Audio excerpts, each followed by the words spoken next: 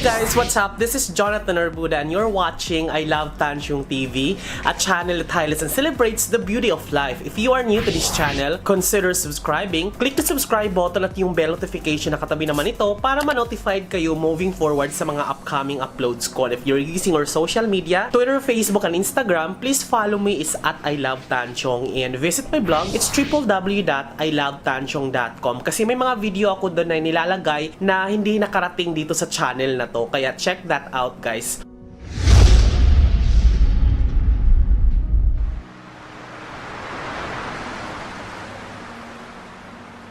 Now, in this video, sobrang excited na naman ako kasi panibagong cooking vlog na naman ang gagawin natin. So, kung napanood nyo last time, guys, nagluto tayo ng roasted chicken sa air fryer na buong manok. Uulitin natin siya ngayon, but this time, we're gonna go ahead and use the newly purchased injection na pang-inject talaga, pang kitchen syringe talaga. Gagamitin natin siya, yung syringe, yung needle, ganyan, yung nabili ko siya sa Lazada, that's 100 plus lang naman. So, titignan natin kung makakatulong ba talaga siya sa ating roasted chicken or pag naglitsyon kayo ng manok or litsyon kayo ng karne, na effective ba siya kaysa doon sa imamassage lang ang toyo at pangtimpla sa labas as opposed to ini-inject. So, yeah, samahan nyo ako ngayon. Na-marinate na natin to siya ng halos 1 week. Na-marinate ko na to ng 1 week. Dinifrost ko na siya. Ayan, lumambot na siya. And ito na yung mga toyo. So, nakamarinate na siya. So, feeling ko na-absorb na niya yung mga panlasa. But, i-injectionan pa rin natin siya dahil more ricado, more masaya. Ayan siya, oh. Laki ng manok, no? Pag mga ganito kasing manok, guys, parang genetically engineered na siya. Hindi ito yung manok talaga na parang sa probinsya. Ito mga to, parang carcinogens na nga to yung mga ganito kasi dahil sa mga pinapakain, mga gamot para tumataba. Sa taba niya, para siyang aliens. Ang laki. Ito siya, guys. Ayan siya, oh. There, tapos ito na, merong dito, tatanggalin na natin siya. Ito yung gagamitin natin pang-inject dito. So, inject ka natin siya. Pero lalagyan muna natin to ng pantimpla. Ang capacity niya, then 30 ml. Pag pinupuno natin to, 30 ml siya.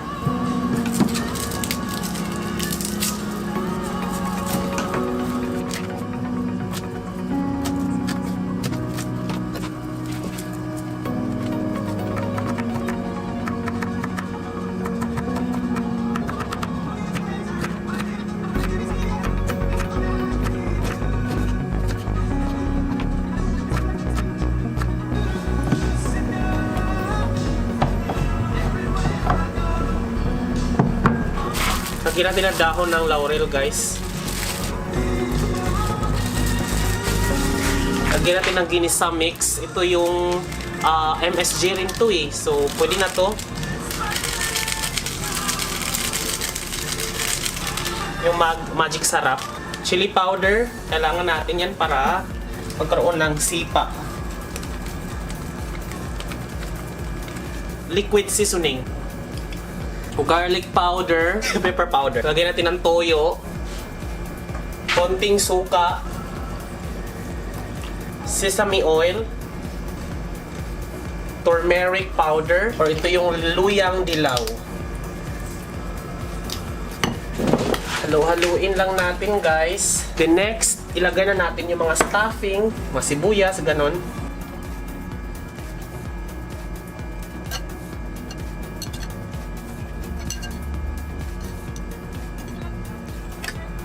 Now, next na gagawin natin ay ilagay na natin itong mga sauce dito. So, titingnan natin kung nasa kaya bang sipsipin. So, meron ng laman, guys. I-inject na natin siya dito.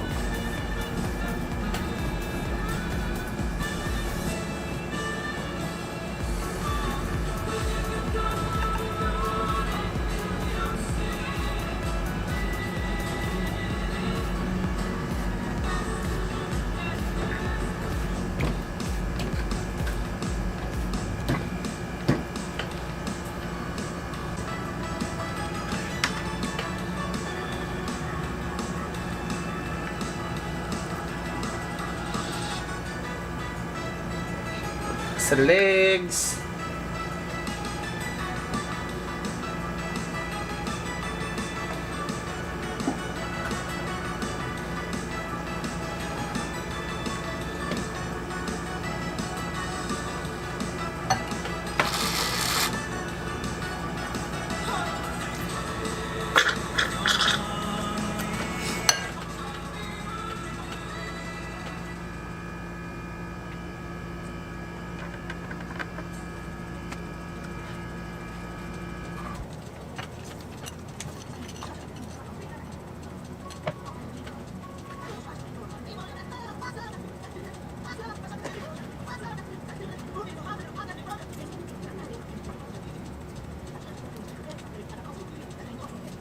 Gamit tayo ng aluminum foil guys para pambalot dito sa air fry. Ganyan na yung maging itsura niya.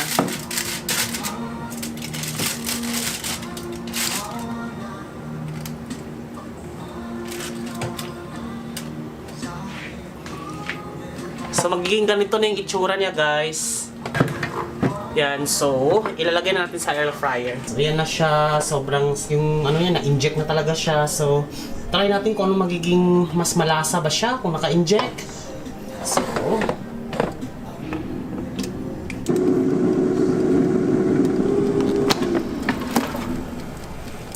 okay, so medyo hilaw pa siya guys, pero mukhang tumulo yung mga sabaw sa gilid, pero okay lang yan dahil meron naman tayong foil, so okay lang yan. So tuloy ang laban. There, natapos na ang ating 30 minutes in one side. So there, ito na ang kanyang resulta. Pwede na natin siyang baligtarin guys. Ang init siguro nito, no? Pero oh my god, paka-challenging nito. Kamasira ang itsura niya kapag hindi dahan-dahan lang. Taob ka na. Yan, nataob na natin siya. So, lulutuin na natin yung other side. Another 30 minutes. So there guys, kakatapos ko lang maligo, fresh na. So hinayaan ko muna siyang maluto ang other side. So nakapaligo na ako, nilabahan ko na yung dreadlocks ko, and then tinanggal ko na yung comforter, mattress, tsaka yung mga punda. Tapos nakalagay na siya doon kasi maglalaba ako, magpapalaundry ako sa baba kasi hindi ko kaya naman kusutin yung mga comforter dahil mabigat, baka mamaya mamatay ako sa sobrang pagod. Tignan natin kasi luto na siguro yung other side. Okay. Perfect. Golden brown. Yan o. Tsaka ang daming sabaw. In fairness. Okay.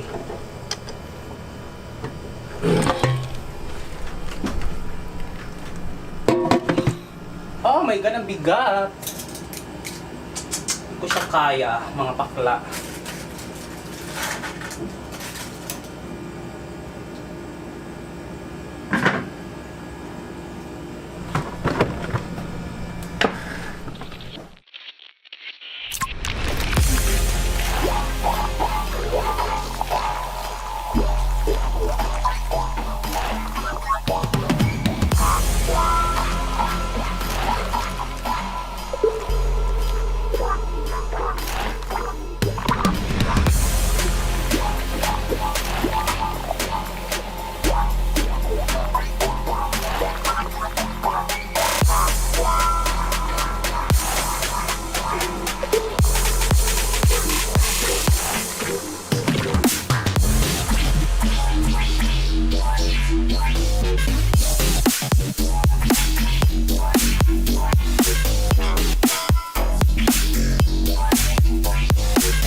So there you go guys, naluto na ang ating roasted chicken na ginamitan natin ng injection, ang mga recado. Tinabi ko na rin yung sabaw niya guys dahil sobrang sarap nito kapag ibahog sa kanin.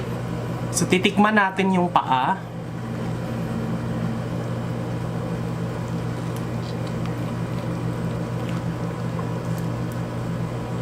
Hey, turn off aircon. Turning aircon off.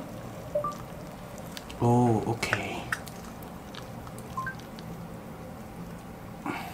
Naiiwan siya guys, yung legs. Para siyang Kenny Rogers. Mas mamasa-masa siya dahil in-inject yung laman guys, oh. Makikita niyo sa loob. Nandun yung sabaw. Ay naku, ang sarap niya. Parang nandun sa loob yung amoy.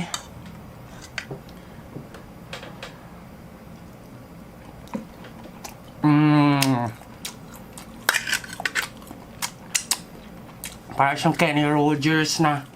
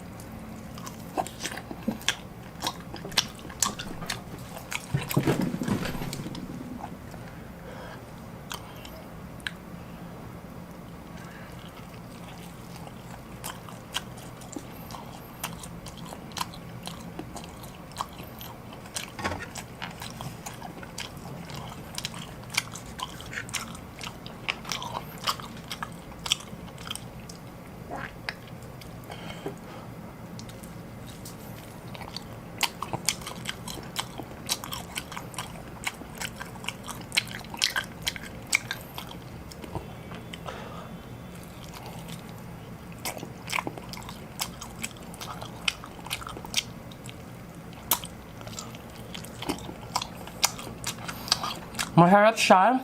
Comparison kung i-mamasahe mo lang yung mga toyo sa labas kaysa sa i-inject. Kasi pag i-inject, yung moisture niya talagang sa loob yung timpla, oh.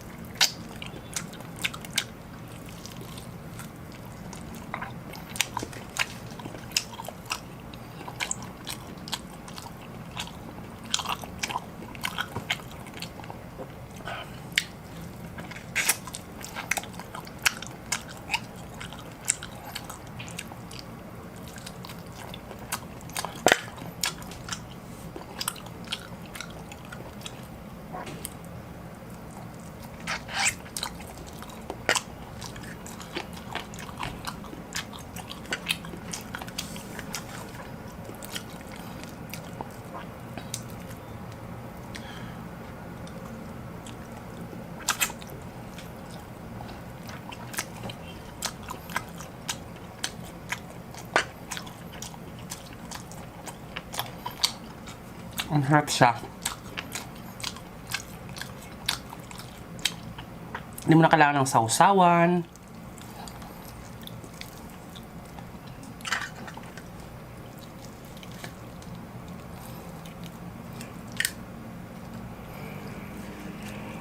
Natuto na rin ako sa pagkakamali ko kasi yung last time kasi nasunog yung upper part niya kasi nilagyan ko ng yung sugary na sauce kahit niluluto pa. So mas naunang nasunog yung sugary sauce kaysa doon sa balat. So mali yun. At ngayon medyo tumama na ako dahil luto talaga siya all the way down sa loob-loob na walang nasusunog sa labas. Golden brown lang siya. So perfect. Tapos mas juicy na. At yung toyo ay ramdam ko yung anghang ng chili na hindi na siya malansa dahil sa chili.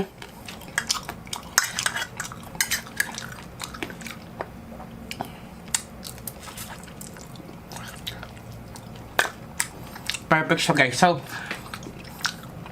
ayun, thank you so much for watching, guys. Comment down below kung anong masasabi nyo sa niluto ko. Nag-improve ba siya in comparison doon sa last roasted chicken natin or air fried chicken? Kung gusto nyo mga ganitong video, comment nyo lang, request nyo lang kung ano yung gusto nyo lutuin ko at kakainin para ma-try natin. Lahat naman kasi to wala akong experience based on panonood ko lang ng YouTube at pag-aaral at saka experiment.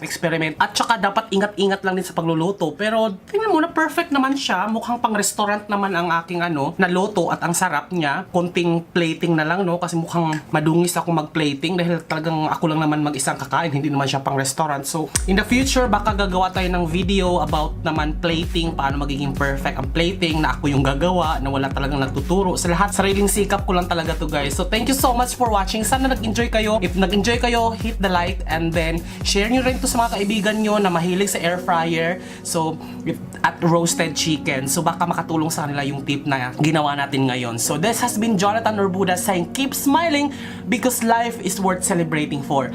Bye! See you in my next vlog. Bye!